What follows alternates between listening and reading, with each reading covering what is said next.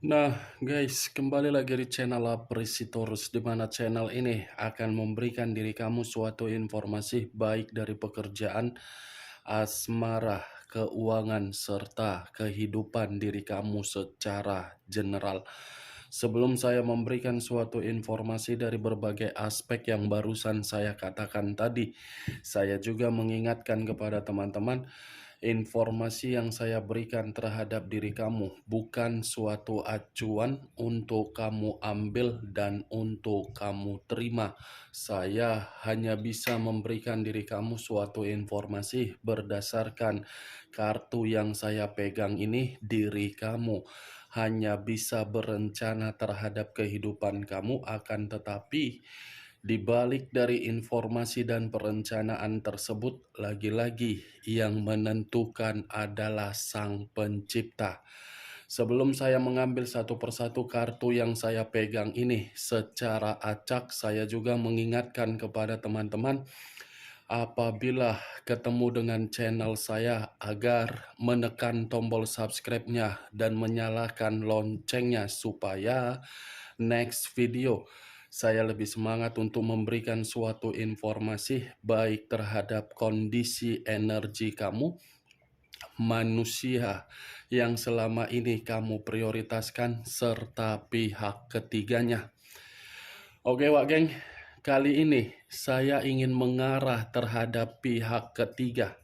Hanya sekedar ingin mengarah dan ingin mengetahui bagaimana posisi pergerakan energi yang dimiliki oleh pihak ketiga untuk satu hari ini. Apa yang dipikirkan, apa yang dirasakan, dan apa yang ingin disampaikan oleh kartu yang saya pegang ini. Kita langsung saja.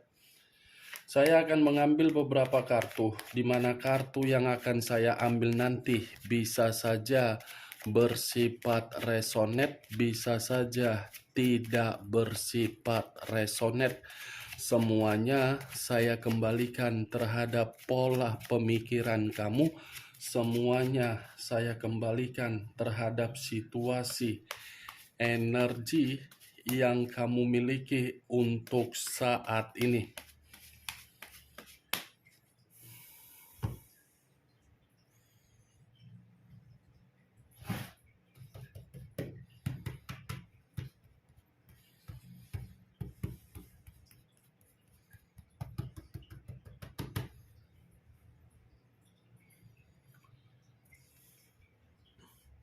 Muncul kartu ini. Sekali lagi saya mengatakan, muncul kartu yang saya pegang ini. Di mana kemunculan kartu yang saya pegang ini seperti memberikan suatu isyarat atau gambaran, yang dimana gambaran tersebut berasal dari kondisi pemikiran. Kondisi pemikiran yang bisa saja saya mengategorikan ada sesuatu hal yang masih dinikmati oleh pihak ketiga, di mana apa yang dinikmati oleh pihak ketiga berdasarkan dari situasi kebebasan. Bukan hanya kebebasan seperti menganggap komitmen yang dijalankan terhadap manusia tersebut hanyalah sebatas petualang untuk memberikan suatu bentuk pelampiasan secara nafsu. Bagi saya, begitu saya mengangkat kartu yang saya pegang ini, saya mengategorikan komitmen itu hanya sebatas kebebasan, bukan sebatas permainan perasaan. Kalaupun saya mengatakan dari kondisi perasaan ini bukan lebih mendominasi dipergunakan oleh pihak ketiga, tetapi lebih mendominasi terhadap manusia tersebut. Kenapa saya mengatakan lebih mendominasi terhadap manusia itu? Karena manusia itu yang menganggap pihak ketiganya harus diprioritaskan dari berbagai hal, termasuk dari kondisi keuangan, kebutuhan, ataupun pencapaian. Tetapi yang menjadi acuan permasalahan saya dari kartu ini Manusia itu tidak sadar bahwasannya diri dia itu dimanfaatkan. Apa yang dituangkan oleh manusia yang meninggalkan diri kamu di dalam komitmen terhadap pihak ketiga tidak membuktikan apa yang dituangkan oleh pihak ketiga terhadap manusia tersebut. Saya berbicara dari apa yang saya katakan tadi bukan berarti saya ingin menyudutkan pihak ketiga. Bisa saja manusia yang meninggalkan diri kamu salah satu seseorang menjadi pihak ketiga di dalam hubungan orang lain. Kartu pertama yang saya pegang ini adalah kartu Page of Wands, yang dimana kemunculan kartu ini sekali lagi saya mengatakan komitmen itu komitmen buruk yang sudah membuat manusia yang meninggalkan diri kamu menerima kebohongan. Muncul kartu The Temperance. Unsur api berlambangkan 3 zodiak, Aries, Leo, dan Sagittarius. Kalau saya mencoba untuk mengesampingkan ketiga zodiak yang barusan saya katakan tadi, keluarnya kartu The Temperance ini seperti mengatakan komitmen itu sedang tidak ada situasi kerukunan. Tidak adanya suatu kondisi kerukunan karena memang komitmen itu hanya sebatas kebebasan. Kalaupun ada kerukunan, ya lagi-lagi kerukunan tersebut dipertahankan karena memang terpaksa. Terpaksa karena apa? Untuk kestabilan atau untuk derajat dari salah satu pihak. Mantap kan? Ini The Temperance, wah geng. Kalaupun saya mengacukan kartu ini terhadap posisi energi kamu, saya rasa diri kamu ini belum bisa berdamai terhadap manusia itu. Apalagi ketika diri kamu melihat hubungan mereka masih diperlihatkan secara bahagia. Muncul kartu King of Cups. Raja atau ratu yang memegang satu cawan. Cawan yang dipegang ini menggambarkan situasi perasaan. Tetapi situasi perasaan ini bisa saja saya mengategorikan sepertinya masih ada seseorang di atas dari hubungan perselingkuhan tersebut.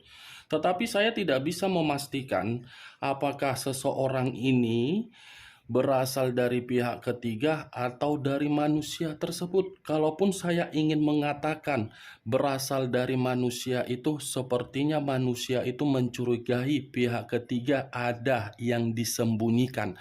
Kartu pertama Page of Wands, yang dimana kartu pertama tadi, sekali lagi saya mengatakan masih ada hubungan di atas komitmen kotor.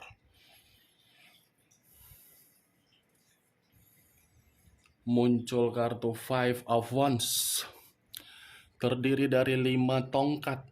Kalau saya mencoba menarik satu tongkat dari kelima tongkat yang barusan saya katakan, satu tongkat yang saya tarik ini seperti mengatakan komitmen mereka berdua lagi ada konflik. Tetapi konflik yang ada di dalam komitmen tersebut tidak membuktikan bahwasannya komitmen itu bisa dilepaskan. Karena di satu sisi manusia itu yang masih memprioritaskan pihak ketiga. Kalau berbicara mengenai karakter dari kartu yang barusan saya katakan, sebenarnya pihak ketiga hanya menganggap manusia itu hanya untuk mengangkat status derajat. Karena bagi saya komitmen itu hanyalah suatu bentuk komitmen sebatas kebebasan dan sebatas kompetisi. Kompetisi dalam arti apa? Pencapaian dan kebutuhan. Kalaupun saya mengatakan ada konflik di dalam komitmen tersebut, konflik itu sebenarnya tidak membuat pihak ketiga merasa goyah. Muncul kartu Ten of Wands, terdiri dari 10 tongkat. Kalau saya mencoba menarik satu tongkat dari ke-10 tongkat tersebut, ya lagi-lagi satu tongkat itu mengatakan komitmen itu sebenarnya komitmen yang sudah membuat manusia yang meninggalkan diri kamu terbebani. Seperti orang yang memaksakan diri di dalam situasi yang tidak memungkinkan, tetapi merasa masih ingin mempertahankan. Saya tidak tahu apakah ini pihak ketiga ini ada unsur permainan di luar dari jangkauan logika yang bermain. Saya kurang mengerti, tetapi yang saya lihat lagi-lagi kartu yang saya pegang ini mengatakan pihak ketiga yang masih diuntungkan. Diuntungkan karena memang manusia itu merasa tidak mau meninggalkan. Wow, muncul kartu 10 cawan. Kalau saya mencoba menarik satu cawan dari ke-10 cawan yang barusan saya katakan, satu cawan yang saya tarik ini mengatakan seperti apa? Walaupun kondisinya kondisi yang penuh dengan beban, tetapi di satu sisi masih ada kebahagiaan, yang dimana kebahagiaan ini sekedar nafsu saja yang saya lihat. Pantaslah manusia itu tidak mau meninggalkan pihak ketiganya karena memang manusia itu masih menginginkan pihak ketiga dari sisi nafsu. Secara perasaan sepertinya manusia itu tidak ada perasaan. Sekalipun saya mengatakan ada perasaan, ya lagi-lagi perasaan itu ya seperti dipaksa oleh kondisi. Bukan pembawaan secara naluri, tetapi dipaksa secara keadaan atau kondisi. Muncul kartu Ace of Cups, kartu cawan kembali yang keluar, di mana cawan ini seperti mengatakan ada kondisi perasaan yang seakan-akan merasa jenuh, bosan, melelahkan, tetapi ya lagi-lagi namanya juga hubungan kebebasan. Kebebasan itu jauh lebih dipentingkan daripada rasa kelelahan. Wow, ternyata ini faktornya. Kunci utamanya dari kartu yang barusan yang saya angkat ini, Wak Geng. Ini dia, mantap. Kartu ini seperti mengatakan, walaupun kondisi komitmen itu penuh dengan beban, tekanan, tetapi masih berbicara secara keuangan, yang dimana keuangan inilah yang mendukung komitmen tersebut masih dipertahankan. Di satu sisi, seseorang memikirkan nafsu, di satu sisi memikirkan keuangan. Kalau saya mengatakan keuangan ini yang dipikirkan oleh pihak ketiga, bisa saja. Karena pihak ketiga yang diutamakan ini. Nih dia, Wak Geng. Saya berbicara seperti ini, Wak Geng, bukan berarti saya ingin menyudutkan posisi pihak ketiga. Tidak. Sekalipun pihak ketiga memberikan suatu alasan yang masuk akal kenapa menjalin suatu hubungan terhadap orang yang meninggalkan diri kamu, dan orang yang meninggalkan diri kamu memberikan suatu bentuk alasan yang masuk akal, bagi saya itu adalah sesuatu hal yang tidak bisa untuk ditoleransikan. Karena saya paham, saya mengerti bagaimana situasi perasaan ketika ada suatu bentuk kecurangan. Saya tidak bisa mengatakan dan mentoleransikan apabila hubungan ada kaitannya terhadap pihak ketiga. Karena bagi saya pihak ketiga itu selain iblis, selain dajjal, bukan kategori sebagai manusia. Kehadiran pihak ketiga itu hanya sebagai perusak, bukan sebagai penyejuk atau sebagai pembentuk dari hubungan yang sakral kembali. Tidak. Apalagi kalau sudah ada pernikahan dirusak akibat kehadiran pihak ketiga, saya rasa pihak ketiga itu cocoknya didorong dari lantai berapa lantai, jatuh-jatuhlah situ. Karena kalau hubungan pernikahan itu akan merusak berbagai mental orang, mulai dari anak, mulai dari kondisi semua.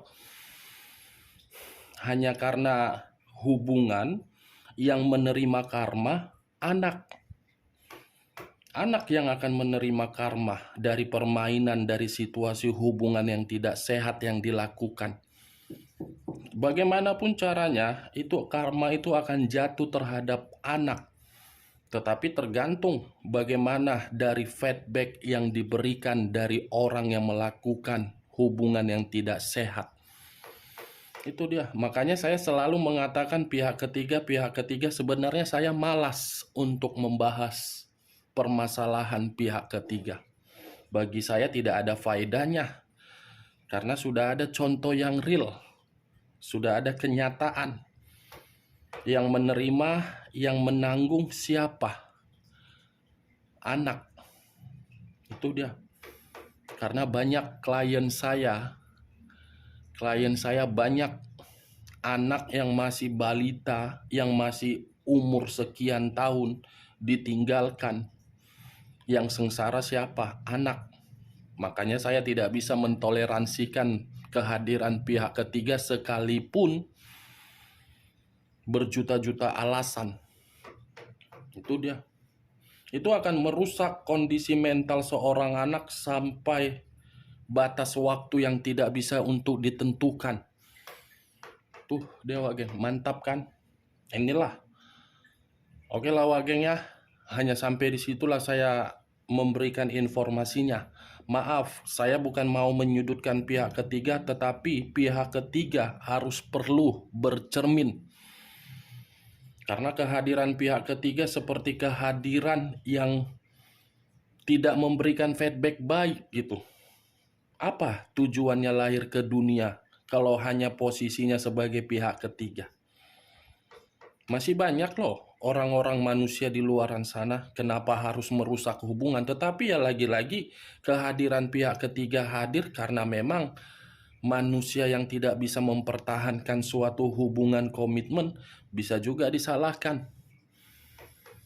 Hanya karena kebutuhan biologis yang harus tersalurkan, semuanya menerima karma. Oke Wak Geng, sekian dulu informasinya. Salam kartu tarot, salam zodiak.